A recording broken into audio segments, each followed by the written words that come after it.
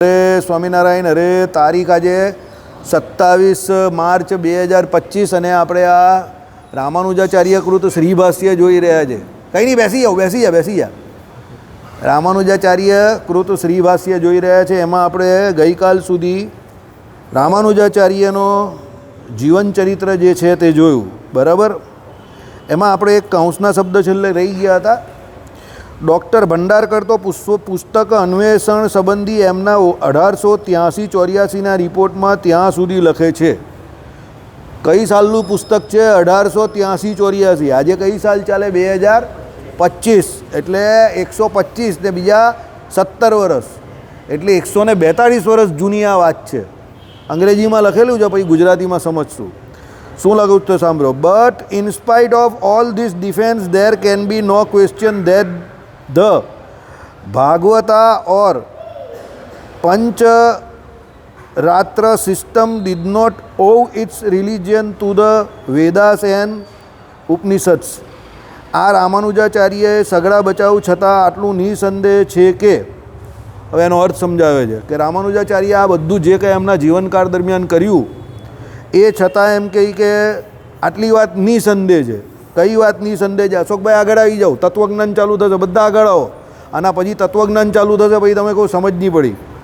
સાંભળો, આ પણ બહુ મહત્ત્વનો મુદ્દો છે કે ભાઈ ભાગવત યા પંચરાત્ર સિદ્ધાંત વેદ કે ઉપનિષદથી ઉત્પન્ન થયેલો નથી. સમજો, મુખ્ય વાત છે ભાગવત કે પંચરાત્ર, બંનેમાં આપણે જોયું કે ભાઈ ભાગવત શ્રીમદ ભાગવત પુરાણ જે 18 પુરાણોમાંનું એક પુરાણ છે, અને પંચરાત્ર જે નારદ પંચરાત્ર તરીકે આપણે વાત કરીએ છીએ, જે ઓરિજિનલી જે હતું તે ભગવાન વાસુદેવે પ્રત્યક્ષ લખેલું હતું. બંને શાસ્ત્રોમાં ભાગવત ધર્મ એટલે ધર્મજ્ઞાન વૈરાગ્ય સહિત એકાંતિકી ભક્તિ જે કરવી તે, પંચરાત્રમાં ભગવાનના 5 રૂપની વાત, પછી ભગવાનની જે સેવા પૂજા, અને સૌથી વધારે ભગવાનની જે એમ કે ઉપાસ્યતા, અને એ ઉપાસ્યતા માટે જે કોઈ ઉપકરણ હોય તે સાધનો, આ બધાની અપેક્ષા, અને ભગવાન પુરુષોત્તમ નારાયણના સાકારપણાની દ્રઢ જે પ્રતીતિ, આ બધું પંચરાત્ર શાસ્ત્રમાં લખેલું છે. સમજો, આપણા સંપ્રદાયની જેટલી પણ વિધિઓ છે દીક્ષા સાથે, સામે જો મારી ધ્યાન આપો, તમને જે દીક્ષા આપવામાં આવે છે તે, સાધુઓને જે દીક્ષા આપવામાં આવે છે તે, આપણા દીક્ષા મંત્ર જે છે તે બધું પંચરાત્ર શાસ્ત્રમાંથી લીધેલું છે. આપણી બધી વિધિઓ પંચરાત્ર શાસ્ત્રની છે. સમજો, આ બધા બહુ મહત્ત્વના મુદ્દા છે. તમને કાલે ઉઠીને કોઈ પૂછે કે ભાઈ સંપ્રદાય તમારો વૈદિક નથી, ફલાણું ઢીમકું, આ બધું નવું તમે શું કહો છો? કંઈ નવું નથી આપણામાં. હરિ દિગ્વિજય વાંચજો. ભગવાન શ્રી હરિએ કંઈ નવું નહીં કર્યું. જે પુરાતન ચાલતું આવેલું એ જ કરેલું છે. ગુરુ પરંપરા પણ આપણી પુરાતન પરંપરા જે પ્રમાણે છે તેવી જ છે. તે સમયે પણ લોકો વિરોધ કરતા હતા કે ભાઈ ગૃહી હોય એટલે ગ્રહસ્થી, એના આચાર્ય પદે તમે ગૃહીને નિમી શકો, પણ ત્યાગીના આચાર્ય પદે તમે ગૃહીને કેવી રીતે નિમી શકો? કારણ કે આપણા આચાર્ય મહારાજ તો ગ્રહસ્થાશ્રમી છે ને, અને એ આપણા ત્યાગાશ્રમના જે સાધુઓ છે એને પણ દીક્ષા આપે છે. તો આનો જવાબ હરિદિગ્વિજયમાં મુક્તાનંદ સ્વામીએ બહુ સરસ રીતે આપેલો છે કે ભાઈ આવું અમારા ભગવાને પહેલાં કંઈ નવું સવું નહીં કર્યું. આવી પહેલાં પણ પરંપરા હતી કે જે ગ્રહસ્થ હોય એ ત્યાગીનો ગુરુ થાય. અને એમાં એમણે કોનું ઉદાહરણ આપ્યું? સમગ્ર ત્યાગીઓના ગુરુ સુખદેવજી, જે શ્રીમદ ભાગવતના સારામાં સારા શ્રેષ્ઠમાં શ્રેષ્ઠ વક્તા છે, અને સામે શ્રોતા શ્રેષ્ઠમાં શ્રેષ્ઠ કોણ? પરીક્ષિતજી. તો એ સુખદેવજી પોતાના ગુરુ બનાવવા માટે વ્યાસજીના કહેવા મુજબ જનક રાજા પાસે ગયા હતા. અને જનક રાજા કોણ હતા? ગ્રહસ્થી હતા. અને જ્યારે સુખદેવજી ગયા ત્યારે જનક રાજા પોતે એ પ્રમાણે એક્ટિંગ કરતા હતા, એની બધી રાણીઓની ઉપર હાથ મૂકીને બેઠેલા હતા. ત્યારે સુખદેવજીને એવું લાગ્યું કે મને મારા બાપાએ એટલે વ્યાસજીએ આવા વિષય ભોગી વ્યક્તિને ગુરુ બનાવવાનું કહ્યું, પણ એમ કે બાપુજીએ કહ્યું છે એટલે જરૂર નક્કી કંઈ વાત હશે. સમજો, એટલે બાપાના વચન પર વિશ્વાસ રાખીને ત્યાં બેસી રહ્યા. પહેલાં 3 દિવસ સુધી તો જનકજીએ એમને એન્ટ્રી જ નહીં આપી, બહાર ઊભા રાખ્યા સુખદેવજીને. સુખદેવજી બહારથી વોચમેન પેલો જે હોય દ્વારપાલ એને કહ્યા કરે કે ભાઈ હું સુખદેવ આવેલો જ. જનકજીએ એને એન્ટ્રી જ નહીં આપી અને એની ધીરજની કસોટી કરી. પછી અંદર આવ્યા ત્યારે જોયું તો આવી રીતે રાણીઓના સહવાસમાં બેઠેલા હતા. સમજો, તો પણ સુખદેવજીએ કંઈ ના કર્યું. પછી એમને જનક રાજાએ કહ્યું કે હવે તમે ઉપદેશ લેવાને ગ્રહણ કરવાને લાયક છો. ત્યારે પણ ઉપદેશ કેવી રીતે આપ્યો ખબર તમને? ચાલો તમે મારી જોડે ભોજન કરવા બેસો, અને ભોજનમાં શું આપ્યું એમણે? 56 ભોગ આપ્યા, અને ઉપર શું બાંધ્યું? મોટો પથરો બાંધ્યો, મોટો પથરો બાંધ્યો, અને નીચે 56 ભોગ જમવા બેસાડ્યા. અને પછી સુખદેવજીની નજર વારે વારે આમ ઉપર જ જયા કરે કે આપણો પથરો, આપણો પથરો, આપણો પથરો. અને જેવા જમી રહ્યા, ઠાકોર જમી રહ્યા, પછી પૂછ્યું કોણે? જનક રાજાએ સુખદેવજીને, શું જમ્યા આપણે? તે કહે કે શું જમ્યા કાં ખબર, જેમ કે ઉપર પથરો દેખાયા કરતો હતો.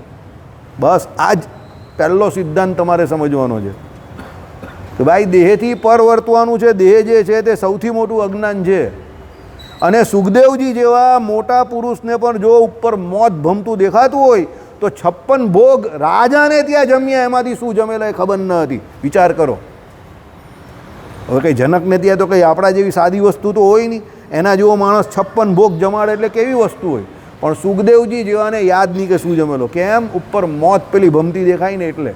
એક આ પહેલો લેસન કે સૌથી મોટામાં મોટું જીવને વળગેલું અજ્ઞાન આ છે કે હું દેહ છું અને હું મરી જઈશ. આ સૌથી મોટો ભય છે.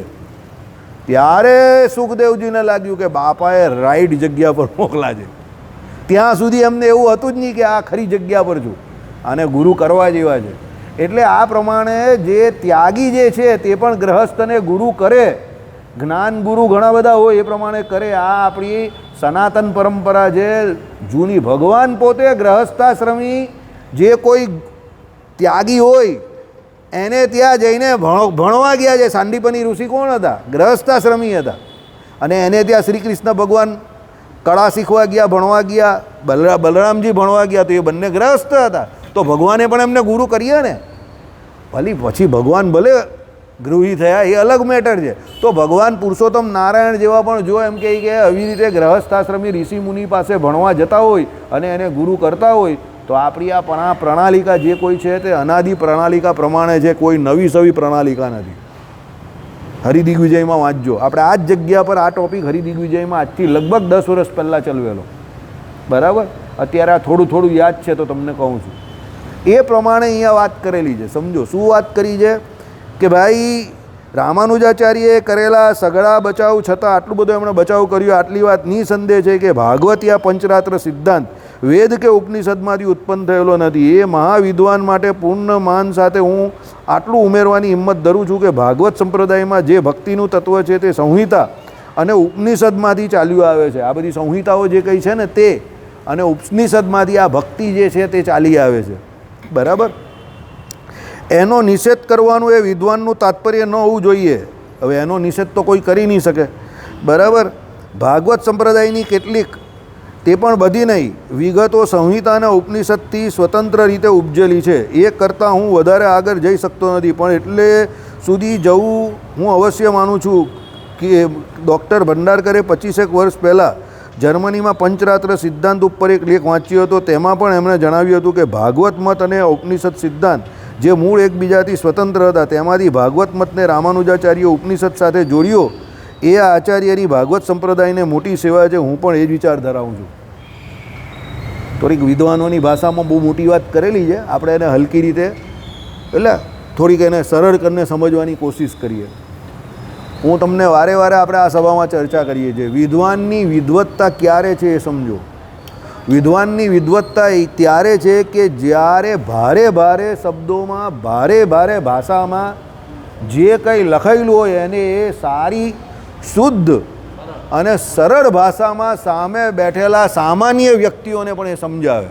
અને પેલાને સમજ પડી જવી જોઈએ. એને એમ હા પડી જવી જોઈએ કે ના આ બરાબર છે એમ. પેલો ગડમથલથી ઊભો ન થવો જોઈએ. ત્યારે એ વિદ્વાનની વિદ્વત્તા કામની.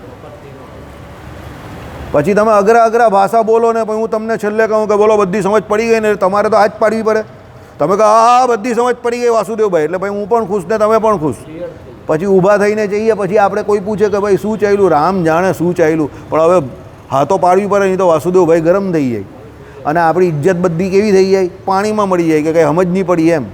સમજો? એટલે એવું નહીં.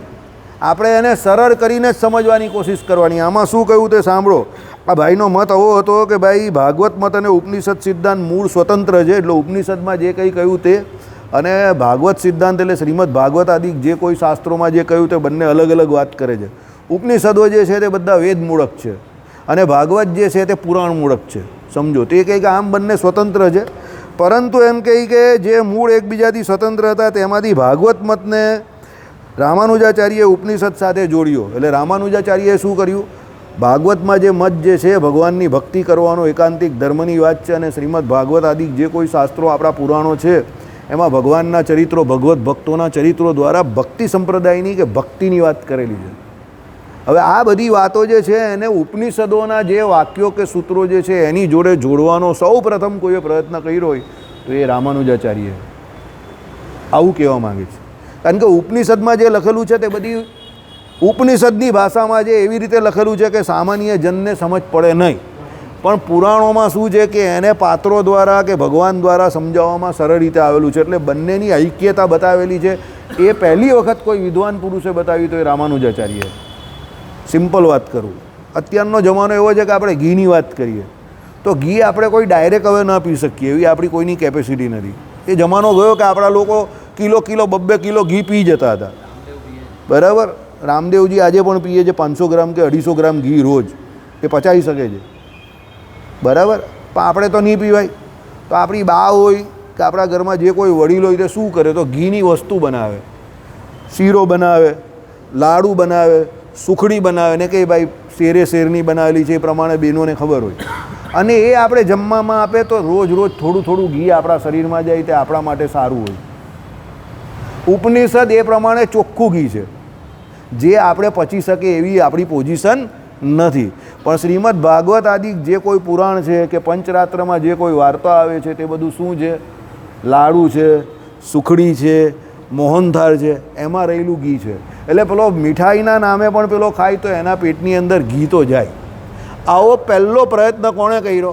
રામાનુજાચાર્યએ કર્યો કે ભાઈ તમે જે ઉપનિષદના હૈફાઈ વાક્યોને અલગ પાડીને જુદી વાત કરો છો, એ ઉપનિષદનો સિદ્ધાંત અને શ્રીમદ ભાગવત આદિ જે કોઈ પુરાણોનો સિદ્ધાંત જે છે એ સિદ્ધાંતમાં કંઈ એટલો મોટો ફરક નથી, પણ એને આપણે જોડવાનો છે અને એમણે એ જોડીને બતાવ્યું. આ એમના જીવનની સૌથી મોટી ઉપલબ્ધિ છે.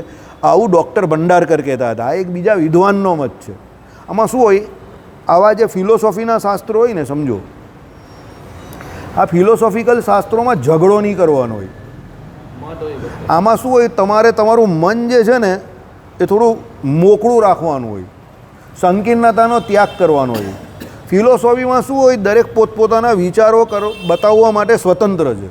તમે તમારા વિચારો જણાવી શકો, પેલા ભાઈ એનો વિચાર જણાવી શકે, પેલા ભાઈ એનો વિચાર જણાવી શકે, અને એમાં જેનો શ્રેષ્ઠતમ વિચાર લાગે તે પછી જીવનમાં અનુકરણીય હોય. પણ ફિલોસોફીમાં એવું નહીં હોય કે ભાઈ તમે ખોટા છો, તમે આમ છો, તેમ છો, એવી રીતે કોઈને હાવ ખંખેરી નાખવાના એવી વાત નહીં હોય. ફિલોસોફીનો અર્થ જ એવો છે કે ભાઈ એ ફિલોસોફી એટલે એ બધાની પોતપોતાની હોય, સમજો, અને એ બધાની પોતપોતાની જીવન જીવવાની રીત હોય. એ પ્રમાણે તમને કઢી ભાવે છે તો તમે એમાં ખુશ છો, તો તમારી ફિલોસોફી એ પ્રમાણે બરાબર છે. પેકેટ કા છે આ ભાઈ કે મને કઢી રાત્રે પીવું છું તો નહીં ભાવતું, દાળ કે કઢી નહીં, તને શું નહીં ભાવતું ભાઈ? કઢી નહીં ખાટું આવે એટલે એમને નહીં ભાવતું, બરાબર છે. પણ અમને તો ગમે ત્યારે કઢી કે દાળ ગમે ત્યારે હોય તો ચાલી જાય. અમને ભાત જોડે કઢી દાળ હોય એટલે મજા આવી જાય, ગરમ. કારણ કે પેલું સૂકું ખાવું એના કરતાં કઢી કે દાળ જે પણ હોય તો આપણે સીધું અંદર ચાલ્યું જાય એમ. એટલે ફિલોસોફીમાં કોઈ સાચો ખોટો નથી. એ ભાઈને નડે છે તો એ એની રીતે સાચો છે, આપણે કંઈ ખોટું નહીં કહેતા એને. પણ ભાઈ અમારા જેવા વ્યક્તિ હોય જેને સૂકું નહીં ચાલતું હોય એકલું, તો પછી એની અંદર ભાતની અંદર થોડો દાળ કે કઢી કે એવું કંઈ જોઈએ એમ, તો અમે એ પ્રમાણે ખાઈએ. એમ ફિલોસોફીમાં દરેકના મતને સરખું પ્રાધાન્ય આપવામાં આવે. પછી તમે એમ કહો ના આ જ ખરો ને પેલો જ ખોટો ને, આમ એ બધી દાદાગીરી નહીં આવે આમાં. એટલે જે વ્યક્તિઓ મનના મોકળા હોય, સમજો, જે આપણે કહીએ ને ઓપન માઇન્ડેડ પીપલ, જે પોતે બીજાના વિચારો સહન કરવા અને સ્વીકારવા માટે તૈયાર હોય, સમજો, એને જ આ ફિલોસોફીના એરિયામાં પડવું. જે એક કડક પોતાનો મત લઈને બેઠો છે, ના આમ જ માનો, એને આમાં નહીં પડવાનું. નહીં તો પછી છે ને, કાલે સાહેબ જોડે વાત થયેલી એ પ્રમાણે ધર્મ અહિંસાનું પ્રાધાન્ય બતાવે છે, પણ પછી એ ધર્મ સૌથી મોટું હિંસાનું કારણ બની જાય. વાદ જે છે તે સીધો વિવાદ પર ચાલ્યો જાય, સમજી ગયા? એટલે આમાં વાદ કરાય તમે તમારો મત રજૂ કરો, તમે તમારો કરો, વાદ કરાય પણ વિવાદ કરાય નહીં. વાદ કેવો છે એ તમને સમજો. પહેલાં વાદ એક પ્રકારની ફિલોસોફી છે કે ભાઈ આ વ્યક્તિની કે આ સંપ્રદાયનો આ વાદ છે, ભાઈ આ સંપ્રદાયનો આ વાદ છે, આ સંપ્રદાયનો આ વાદ છે. આપણા જીવનના વાદ નથી હોતા. તમારી આ સાહેબની 74 વર્ષની ઉંમર, તો એમના પોતાના અમુક ફિલોસોફિકલ સિદ્ધાંત હશે કે ભાઈ આ પ્રમાણે થાય. તમારી 74-75ની ઉંમર તો તમારાનું અમુક અનુભવ હશે, એમની 80ની ઉંમર તો એમના હશે. હવે એવું જરૂરી નથી કે એ જે કહી તે બધું બધા માટે સાચું હોય. એ એમના માટે સાચું હોય તો એ પ્રમાણે કહેતા હોય, તમારું તમારા માટે સાચું હોય તો તમે કહો, તમે તમારા માટે કહેતો હોય તો એ સાચું હોય. અને અત્યારના જમાનાની કોઈ કોમ્પ્યુટરને રિલેટેડ વાત હોય, સોફ્ટવેરને રિલેટેડ વાત હોય, તો પછી આ ત્રણને સાઈડ પર મૂકીને આપણે એની બાજુમાં પેલા ભાઈ અને આ છોકરા પાસે જવું પડે. કારણ કે એ લોકો અત્યારના જમાનાના માણસ છે, તો એ લોકોનો વાદ રજૂ કરશે. જો ટીમનું બેલેન્સ ક્યારે રહે? જ્યારે અનુભવ સિદ્ધ વ્યક્તિઓ પણ એ ટીમમાં હોય અને નવી જનરેશન, જે નવું દુનિયામાં શું થઈ રહેલું છે, ટેકનોલોજીકલ એડવાન્સમેન્ટ, એવા નવા લોકો પણ જોઈએ, તો જ એ ટીમનું બેલેન્સ રહે. નહીં તો ટીમ ઇમ્બેલેન્સ થઈ જાય. એટલે નવા વિચારો સ્વીકાર કરીને જૂના વિચારોને પૂરેપૂરું સન્માન આપવાનું છે. એકલા નવા વિચાર પણ બધે ન ચાલે. નહીં તો પેલો સીધો શેર બજારમાં એફએન્ડોમાં ચાલ્યો જાય અને પછી લટકીને મરી જાય.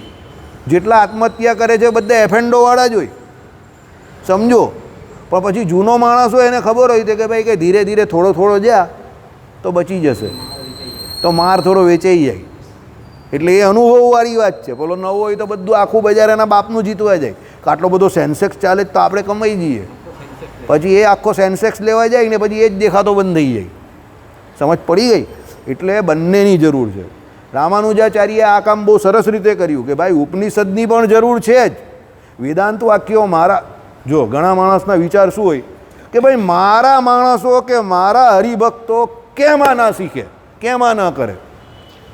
બહુ સિમ્પલ લોજિક તમને કહું. સામાન્ય રીતે જાહેર જમણવારમાં મંદિરાદિક જગ્યા પર રતારુની પૂરી બનાવવામાં નહીં આવે. એક લોજિક છે, કારણ કે લૂંટાઈ જાય એવું માને લોકો, સમજો. બરાબર? એ માનસિકતા છે કે ભાઈ રતારુની પૂરી એટલે લોકો એની પર તૂટી પડે. પણ હવે અમુક માણસ મારા જેવો હોય એડવાન્સમેન્ટ વિચારવાળા કે ભાઈ છેલ્લે ખાસે તો રતારુની પૂરી જ ખાશે ને, એમાં આપણી કોસ્ટિંગ કેટલી આવે છે તો જો. ખાવાનો તો રતારુની પૂરી જ છે ને, કંઈ 90,000નું સોનું તો તોલું આપતા નથી ને આપણે એને, સમજો. ખાવા દે એને, આપણે રતારુની પૂરી રાખવી છે. આઈડિયા આવ્યો તમને? આપણે રતારુની પૂરી ખવડાવીએ, ચાલો તો આપણે 2 વખત ખવડાવીએ. આમાં કંઈ એવું નથી કે ભાઈ આપણે આપણી જાતના વખાણ કરીએ છીએ, સમજો. પણ વિચાર શું હતો કે ભાઈ લોકોને રતારુની પૂરી ભાવે છે ને, અને અત્યારે રતારું એફોર્ડિંગ છે ને, 50 રૂપિયા કિલો જ છે ને, એફોર્ડ કરી શકાય એવો છે ને, તો 5 કિલો રતારુની પૂરી બને, આપણે કાં બજારના ભાવે આપવાની એને? તો આપણે તો 250 રૂપિયાનો જ કિલો પડ્યો ને, જે તેલ ને બેસન જશે તે, સમજો. પણ પબ્લિકને શું થશે કે મંદિરમાં જાહેરમાં રતારુની પૂરી ખવડાવી. આઈડિયા આવી ગયો? બસ આવો રામાનુજાચાર્યનો વિચાર હતો કે ભાઈ જે કોઈ પુરાણોના મતની વાત કરતા હતા તે કે બરાબર છે, ઓકે છે, પણ એ પુરાણોના મત ઉપનિષદના મત કરતાં જુદા નથી. તો તમને ઉપનિષદના મત શીખવાનો પૂરેપૂરો અધિકાર છે. તમે ભણી શકો છો કે સત્યમ જ્ઞાનમ અનંતમ બ્રહ્મ એટલે શું. નહીં ચલવેલું ત્યાં સુધી તમને પણ એવું જ હતું કે આ આપણું કામ નથી. તમારામાંથી કોઈ પણ સત્યમ જ્ઞાનમ અનંતમ બ્રહ્મ ઘરે જઈને એકલો વાંચે તો તમે શું કહેવું કે ભાઈ આ આપણું કામ નથી, લાગે ને એવું? પણ તમે હવે અહીંયા જોયું કે સત્યમ જ્ઞાનમ અનંતમ બ્રહ્મ જગતગુરુ શંકરાચાર્યના મતે શું છે ને રામાનુજાચાર્યના મતે શું છે, તો હવે તમને લાગવા માંડ્યું ને કે ના આપણું કામ છે. એવું નથી આવું કે આપણે આ નહીં શીખી શકતા. રામાનુજાચાર્યએ આ કામ કરેલું છે. આ જે તમને અઘરું લાગે છે એને એ તમને પીરસીને એવી રીતે આપ્યું કે તમને એવું લાગે ના એટલું બધું અઘરું પણ નથી કે આપણું આમાં કામ નથી એમ.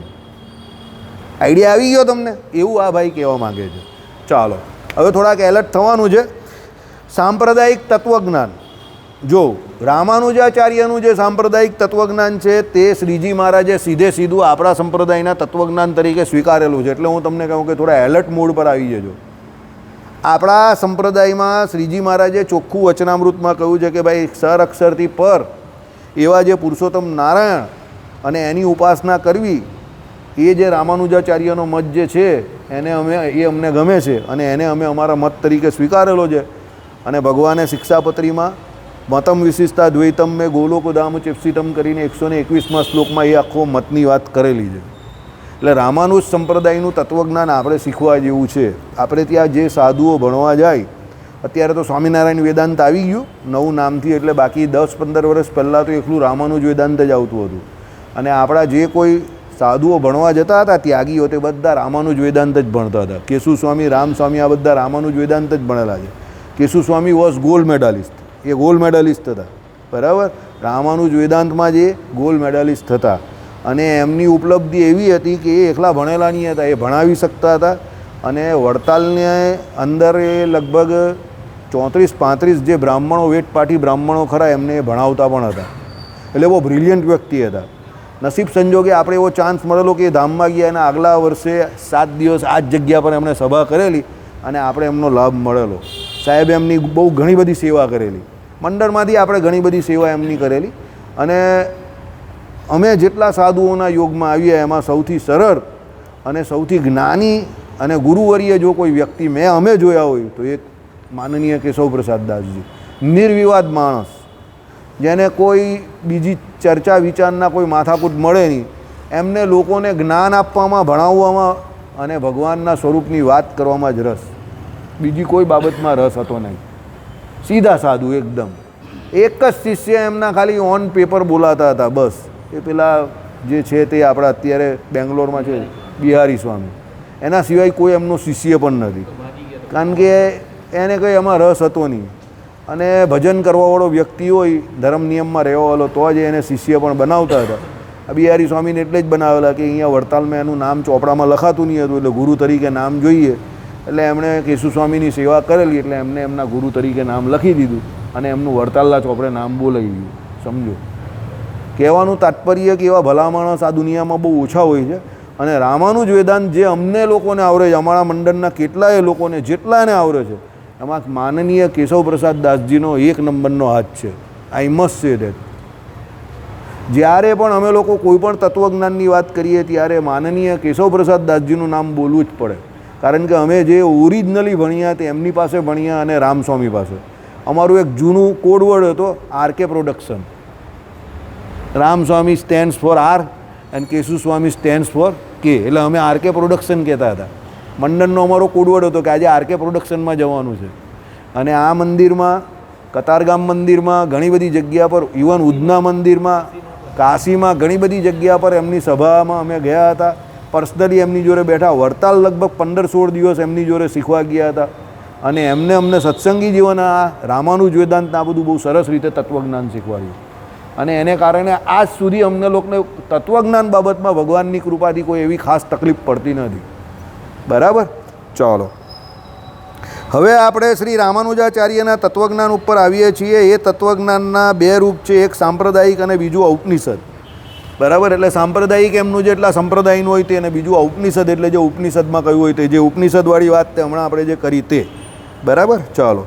રામાનુજાચાર્ય પોતે અને એમના અનુયાયીઓએ આ બેની એકતા પ્રતિપાદન કરશે. અર્થાત એમનું જે સાંપ્રદાયિક તત્વજ્ઞાન છે એ જ વાસ્તવિક ઔપનિષદ તત્વજ્ઞાન છે એમ આગ્રહપૂર્વક કહેશે. સમજો, એટલે મેં તમને શું કહ્યું કે એમને જબરજસ્તી લોકોને જે એવું મગજમાં હતું કે ભાઈ ઉપનિષદોમાં ને એમાં જે કંઈ લખેલું છે એ બધું કંઈ પ્રેક્ટિકલી કામનું નથી. તો એ રામાનુજાચાર્ય પહેલાં વ્યક્તિ હતા કે જેમણે એ સાબિત કરીને બતાવ્યું બધાને કે ઉપનિષદમાં જે કોઈ ઉક્તિઓ છે તે જીવનમાં ઉતારવા જેવી છે. અને ઉપનિષદમાંથી જ તમારી ભક્તિ જે છે કે ઉપાસ્ય ઉપાસક ભાવ છે એ બધો સિદ્ધ થશે. એટલે ઉપનિષદને એમને સીધો સંપ્રદાયના મૂળ તત્વ તરીકે સ્વીકારી લીધો કે ભાઈ તમારું સંપ્રદાય જે છે મૂળ, એ સંપ્રદાય ચલાવવા માટે તમારે ઉપનિષદને મુખ્યપણે માનવા પડશે. આપણે શું કરીએ ઘણી વખત કે જે વસ્તુ આપણે થોડી કઠણ લાગે કે અઘરી લાગે એને દૂરથી જ છોડી દઈએ, સાઈડ પર મૂકી દઈએ. પણ એકચ્યુઅલી શું હોય કે એના વગર ચાલે એવું ન હોય. તો રામાનુજાચાર્યએ આ જ કામ કર્યું કે ભાઈ લોકો જે ઉપનિષદોથી દૂર ભાગતા હતા એને એમણે સંપ્રદાયનો મૂળ ભાગ બનાવી દીધો. સમજો, ચાલો.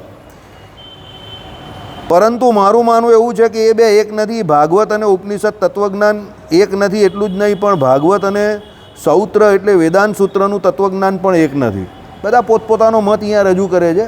બરાબર, આ જે લેખક જે છે તેની વાત કરે છે, એ કહે છે કે ભાઈ શ્રીમદ ભાગવત આદિ જે કોઈ ગ્રંથો છે તે ભાગવત આપણે કહીએ એટલે પુરાણો સમજવાના તમારે, મુખ્ય એમાં Bhagavat.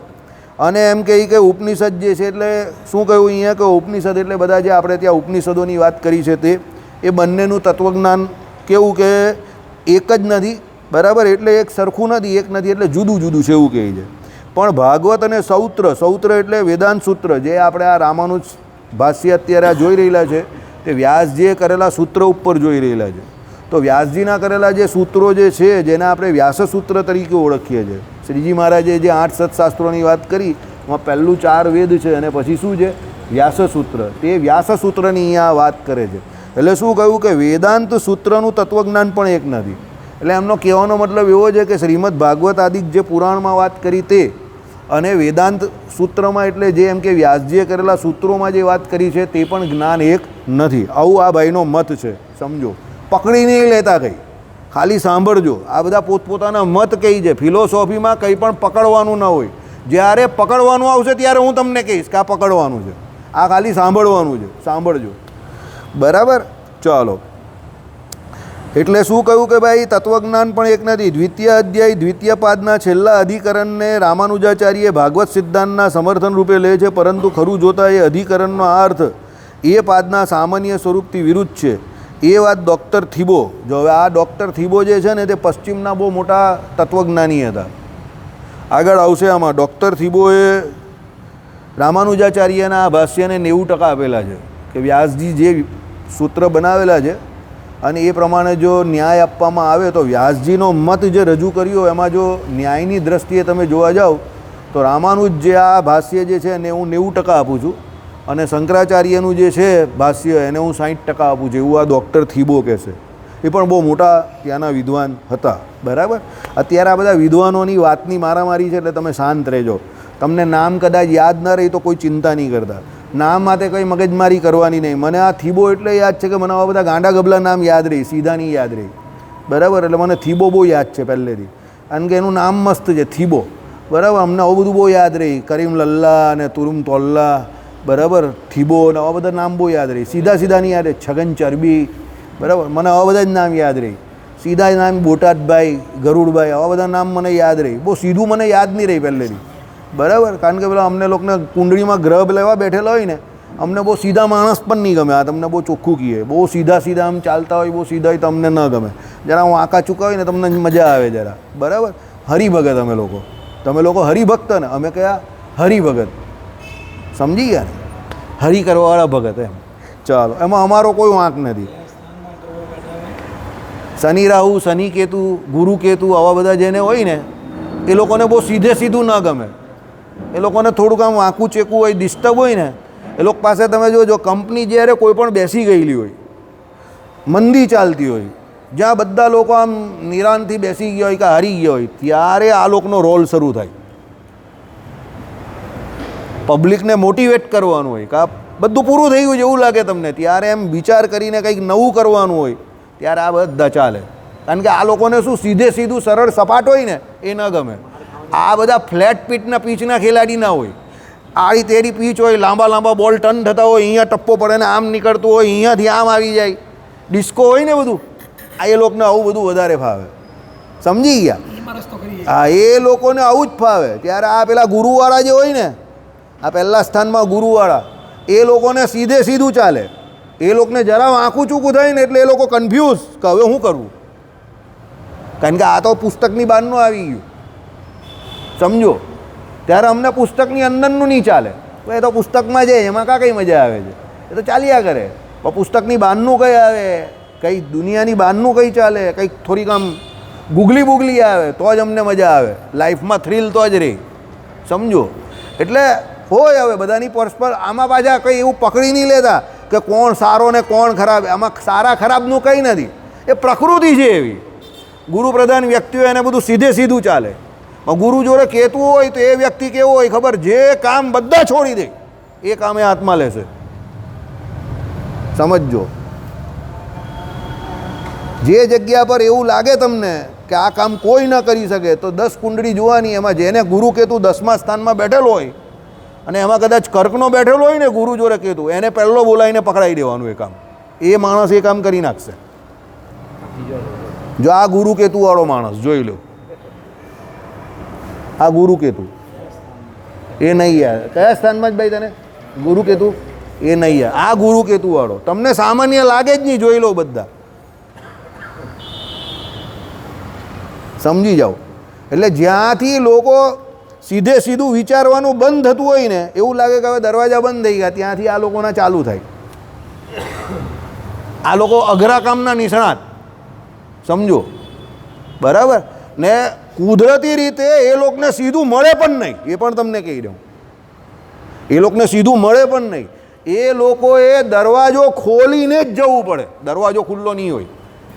All the door were close and then they started. એમ કરીને કહાની શરૂ થઈ કે ભાઈ બધા દરવાજા બંધ હતા અને પછી એને શરૂઆત કરી એ લોકોએ. એ ગુરુ કેતુની નિશાની છે, સમજો.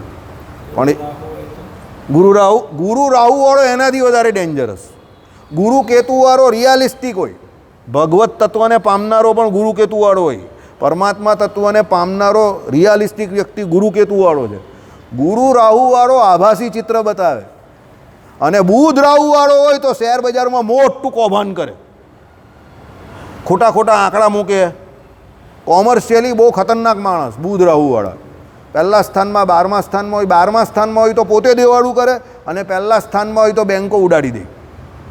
બુધ રાહુ, કારણ કે બુધ કોમર્સનો ગ્રહ અને એની જોડે રાહુ ખતરનાક પાપ ગ્રહ. એનું મગજ કાંક કરપ્શન કરવું છે ને એમાં બહુ પાવરફુલ ચાલે, સમજી ગયા? એટલે આ બધા પૂર્વગત લક્ષણ હોય. હવે આ બધી ફિલોસોફી છે, આમાં ઝઘડો કરવાનો હોય નહીં. આ બધી શું છે? ફિલોસોફી છે.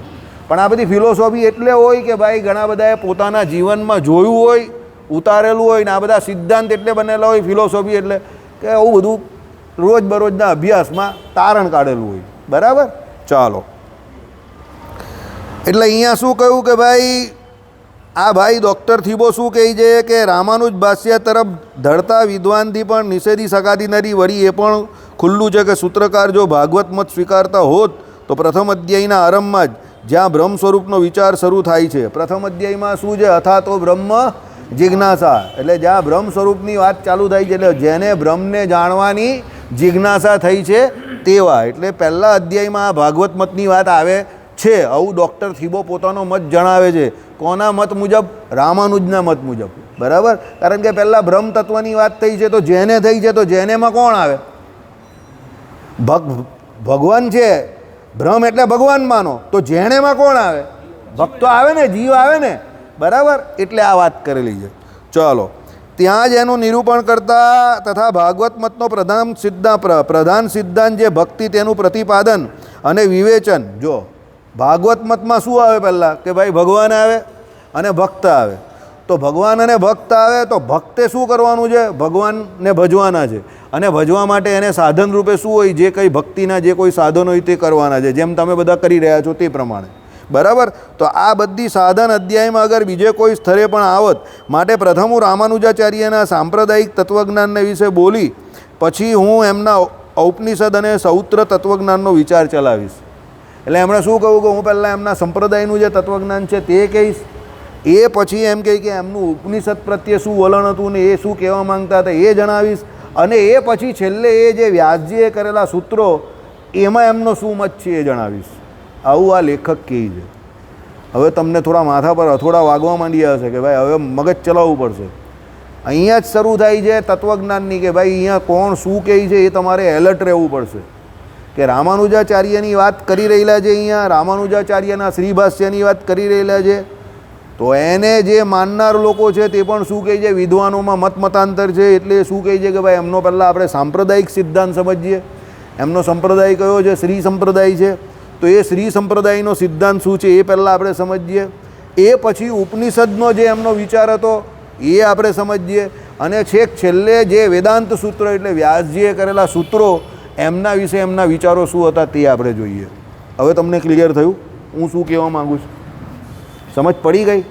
3 રીતે તત્વજ્ઞાન મેળવવાનું કહ્યું રામાનુજાચાર્યનું. પહેલાં એમના સંપ્રદાયનું તત્વજ્ઞાન. એમનો સંપ્રદાય કયો? શ્રી સંપ્રદાય. પછી ઉપનિષદોમાંથી એમણે શું ગ્રહણ કરવાનું કહ્યું તે, અને ત્રીજું આ સૂત્ર જે વ્યાસ સૂત્ર જેની ઉપર આ ભાષ્ય આપણે જોઈ રહ્યા છે રામાનુજ, એમ કરીને 3 રીતે રામાનુજાચાર્ય શું કહેવા માંગતા હતા એ પ્રમાણે એમનું તત્વજ્ઞાન આ શાસ્ત્ર દ્વારા તમને જાણવા મળશે.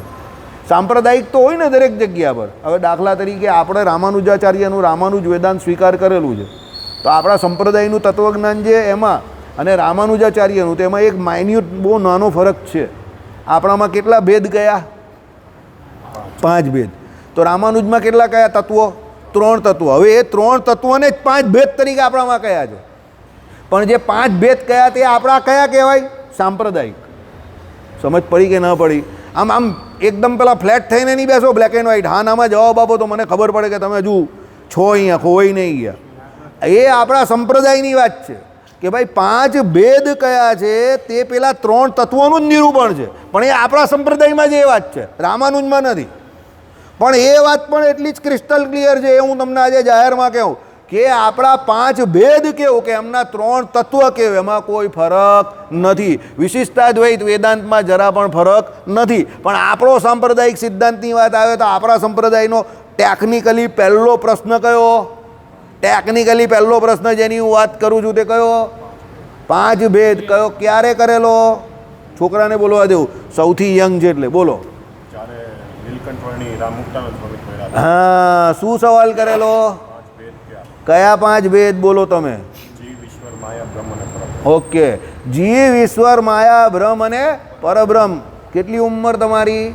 19 વર્ષની ઉંમરમાં આ છોકરો જીવ, ઈશ્વર, માયા, બ્રહ્મ અને પરબ્રહ્મ આ આપણા સંપ્રદાયમાં આવીને શ્રીજી મહારાજે પહેલો પ્રશ્ન મુક્તાનંદ સ્વામીને પૂછેલો લોજને વિશે. સમજો, ભગવાને 19 વર્ષના, આ ભાઈ બી 19 વર્ષના છે. સમજો. અને આ પ્રશ્નનો જવાબ મુક્તાનંદ સ્વામીએ એવી રીતે આપ્યો કે જે શ્રીજી મહારાજ પૂરેપૂરું એવું જ માનતા હતા. એટલે ભગવાન ત્યાં અટકી ગયા, બાકી ભગવાન અટકતે નહીં. ભગવાનને થયું કે ના, અહીંયા રહેવા જેવું છે. સમજી ગયા? એટલે સંપ્રદાયની શરૂઆત ક્યાંથી થઈ છે? તત્વજ્ઞાનથી થઈ છે, વાતુથી થઈ નથી. સમજો, વાતોને પ્રધાનપણે આપણે બનાવી દીધી ખાલી ખોટી. આપણે તો નહીં બનાવી, જેણે બનાવી એને બનાવી. પણ સંપ્રદાયની શરૂઆત જે થઈ છે તત્વજ્ઞાનથી થઈ છે. પહેલો સવાલ જ તત્વજ્ઞાનનો છે કે ભાઈ જીવ, ઈશ્વર, માયા, બ્રહ્મ અને પરબ્રહ્મ એના વિશે તમારો શું માન્યતા છે તમારી. અને પછી મુક્તાનંદ સ્વામીએ જીવ, ઈશ્વર, માયા, બ્રહ્મ અને પરબ્રહ્મ આ 5 ભેદનું સરસ રીતે નિરૂપણ કર્યું. બરાબર. જીવમાં બદ્ધ જીવની વાત કરી, જે આપણે બધા જે છે તે. ઈશ્વરમાં ઈશ્વર કોટીઓના જે કોઈ દેવતાઓ જે છે તેની વાત કરી. બરાબર. માયા એને જડ કીધી. બરાબર. અને જીવ જે બદ્ધ જે છે એને શું અહમ અને મમત્વ કરાવનારી છે એમ માયાની વાત કરી. શ્રી કૃષ્ણ ભગવાનની શક્તિ છે એ પ્રમાણે શિક્ષાપત્રીમાં ભગવાને કહી જ છે. એના પછી કોની વાત આવી? બ્રહ્મની વાત કરી. તો એ બ્રહ્મ કોણ છે? અક્ષરધામમાં જે મુક્તો બેઠેલા છે તેને બ્રહ્મ તરીકે કહ્યા. અને છેક છેલ્લે પરબ્રહ્મ એટલે જે પરમાત્મા પુરુષોત્તમ નારાયણ છે તે. અને સૌથી મોટી વાત આમાં સમજવા જેવી શું છે? જીવ, ઈશ્વર અને બ્રહ્મ આ 3 શું છે? એક જ જીવની 3 કેટેગરી છે. જીવ અહીંયા બદ્ધ જીવ છે તે આપણા જેવા માયાથી બદ્ધ જે છે તે. ઈશ્વર પણ જે છે તે સ્વતંત્ર નથી, માયાથી શું છે? બદ્ધ જ છે. કારણ કે અહીંયાથી માંડીને બ્રહ્માજીના લોક સુધી જેટલું 14 લોકના બ્રહ્માંડમાં છે તે બધું કેવું છે? બધા પરતંત્ર છે. અને ભગવાન આગળ તો પેલા બ્રહ્મ જે છે તે પણ પરતંત્ર છે. ખાલી કોનાથી સ્વતંત્ર છે? માયાથી સ્વતંત્ર છે. કાર કર્મ અને માયાથી. આ આપણા સંપ્રદાયનું ચોખ્ખું તત્વજ્ઞાન, આ સાંપ્રદાયિક તત્વજ્ઞાન. આપણે આમાં શીખતા આપણું પણ શીખશું. આઈ એમ મોર ઇન્ટરેસ્ટેડ ઇન ધીસ વન, કે આપણું જે છે તે સમજવાનું વધારે છે આપણે રામાનુજની સાથે જ. કારણ કે આપણું એના જેવું જ છે. સમજો કે ભાઈ એ ભગવાન જે છે એ પેલો જીવ હોય બદ્ધ એના માટે, કે પેલા ઈશ્વર કોટીના દેવતાઓ એના માટે, કે પેલા જે ઉપર મુક્તો બેઠા એના માટે, દરેક માટે સેવનીય છે. આજે જ શાસ્ત્રી બોલ્યા શેષ શેષી ભાવ, સેવ્ય સેવક ભાવ બોલ્યા ને આજે. બરાબર. આજે જ બોલ્યા સ્વામી સેવક ભાવ. નવનીત સંબંધની વાત આવશે રામાનુજ વેદાંતમાં. આજે હરિપ્રકાશ શાસ્ત્રીજી બોલતા હતા ભગવાનના 16 ગુણ જે છે તે એમણે ચલવા 17મો કાલથી ચલાવવાના છે. સ્થૈર્યની વાત આજે છેલ્લે કરતા હતા. બરાબર. કેમ? કે ભાઈ એ પરબ્રહ્મ પુરુષોત્તમ નારાયણ જે છે ઉપાસ્ય તો એ જ છે. ભગવાનનો ભક્ત જે છે કે તમને ગુરુ રૂપે જે કોઈ વ્યક્તિ મળે એ ભગવાનની તમને ઓળખાણ કરાવે છે. તો ગુરુ રૂપે જે કોઈ વ્યક્તિ મળે છે તમારે એની શરણાગતિ સ્વીકારવાની છે, સમજો. પણ એની શરણાગતિ અને ભગવાનની શરણાગતિમાં બહુ ફરક છે એવું એમણે પણ કહ્યું. કેમ? પેલા ગુરુ જે છે તે તમે એટલે કરો છો કે એ તમને પરબ્રહ્મ પુરુષોત્તમ નારાયણની શું કરાવે? ઓળખાણ કરાવે, એનો ભેટો કરાવી આપે. ગુરુ તમારી શરણાગતિ ભગવાનને વિશે કરાવવા જોઈએ, પોતાને વિશે નહીં. આપણું સાંપ્રદાયિક જ્ઞાન આ છે. ગુરુ કોઈ આંગળી બતાવીને પેલા ઇતર સંપ્રદાયમાં જેમ છે કે એ આંગળી બતાવીને તમને ત્યાં સુધી લઈ જાય એવું નથી આપણું સંપ્રદાયનું જ્ઞાન. એ બીજા સંપ્રદાયનું ગુણાતીત જ્ઞાન છે. આપણા સંપ્રદાયનું જ્ઞાન શું છે? એ ગુરુ તમને આચાર્ય મહારાજ દીક્ષા આપે અને બીજા જે સાધુ સંત હોય એના દ્વારા તમારા જ્ઞાન ગુરુ પાસે તમારે શું છે? શાસ્ત્ર જ્ઞાન મેળવવાનું છે. પરંતુ ભજન કોણે કરવાનું છે? તમારે જીવે જાતે કરવાનું છે. સાધનોને કોને પાળવાના છે? આપણે જાતે પાળવાના છે. જન્મ, મરણ, પરણ, ભોજન આ બધું જાતે જ કરવું પડે. એ કોઈ બીજો કરવા આવે નહીં. જન્મ કોનો થાય? આપણો જ થાય. મરવાનું કોણે છે? આપણે જ. ભૂખ લાગે તો જમવાનું કોણે છે? આપણે જ. પરણવા તમારી જગ્યા પર કોઈ બીજો જઈ શકે નહીં. તમારે ઢોલ નગારા લઈને જવું પડે. આપણું નારિયેળ ઉછાળતા ઉછાળતા કોઈ બીજો જાય તો એ પણ નહીં જાય તમારી જગ્યા પર. પેલો કહે કે ભાઈ હું તારી જગ્યા પર જઈ આવું છું, તું ઘરે બેસ. તો કોઈ તું આરામ કર, બહુ બુદ્ધિશાળી માણસ હોય તો પેલો કહે જા તું મારી જગ્યા પર જઈ આવ. તો પછી થાય શું? પેલો ભાઈ પણનીને આવે ને પેલો આરામ કરતો જ રહી જાય. એટલે ભજન પણ એવું છે ને ભોજન પણ એવું છે. ભજન પણ આપણે જ કરવું પડે અને ભોજન પણ આપણે જ કરવું પડે અને પરણ પણ જે જીવે પરણ હોય એણે જ કરવું પડે. અને જન્મ પણ કોનો થાય? આપણો જ થાય. અને મરણ પણ કોનું થાય? આપણું. એટલે આમાં ઇન્ડિવિજ્યુઅલ જે એક જીવ છે એનું વ્યક્તિત્વ જે છે, એના કર્મો જે છે એ જ સાથે આવે છે, બીજું કોઈ સાથે આવતું નથી. બીજા તમને મદદ કરી શકે, ગુરુ રૂપે આ બધા આવે ને એ તમને પરમાત્મા પુરુષોત્તમ નારાયણની ઓળખાણ કરાવે, ભેટો કરાવે. પણ કરવાનું સાધન કોણે છે? આપણે. એટલે કોઈ એમ કહીને આ ગુરુ પાસે ચાલ્યા જઈએ ને એ તમારું કલ્યાણ કરી નાખશે. જય સ્વામિનારાયણ. બરાબર? એ તમારું કરી તો નાખે પણ કલ્યાણ નહીં કરે. એટલે એ પાછળના શબ્દ સાચા હોય કે એ તમારું કરી નાખે પણ કલ્યાણ ન કરે. શું કરી નાખે મારે કંઈ કહેવું નથી. ગુજરાતી શબ્દ છે, તમે સમજી જ ગયા હશો. કારણ કે કલ્યાણ તો તમારે તમારું જાતે કરવાનું જ ને, સાધનો દ્વારા. એ તમને માર્ગ બતાવી આપે. એ તમારો જો બહુ સારા હોય, ભગવત ભક્ત હોય અને ભગવાનની એમની પર કૃપા હોય તો તમને ભગવાનના માર્ગમાં ચાલવાના આશીર્વાદ આપી શકે. Okay, that's good. બરાબર છે. અત્યારે પેલા પરમાનંદ સ્વામી કોણ આવે છે? પરમાનંદ સ્વામી ને પ્રેમાનંદ સ્વામી. એ પ્રેમાનંદ સ્વામી પાસે બધા ઘણા ઘણા મોટી મોટી સેલિબ્રિટીઝ જાય છે. કેમ? એ બધાને ભજન કરવાની જ વાત કરે છે, ભક્તિની જ વાત કરે છે. તો એ તમને રસ્તો બતાવી આપે. બરાબર? પણ એ બીજું કંઈ ના કરી શકે. આમ રામાનુજાચાર્યે આ જ કામ કરેલું છે કે ભાઈ એના સંપ્રદાયનું જ્ઞાન જે છે તે આપણે આપણા સંપ્રદાયનું જ્ઞાન જોયું. સમય થઈ ગયો. સમય સમાપ્તિ કી ઘોષણા. શ્રીપતિમ